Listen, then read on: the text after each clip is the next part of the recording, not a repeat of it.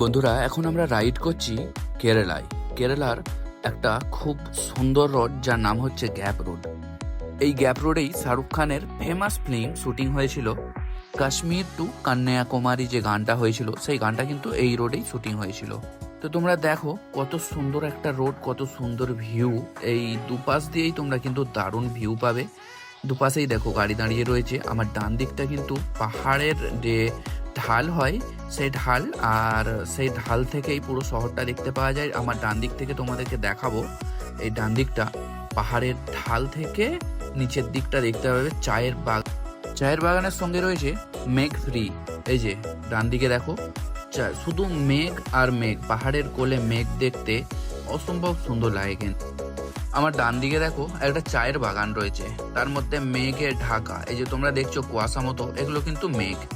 আর বাঁদিকে দেখো, বাঁদিকেও কিন্তু চায়ের বাগান।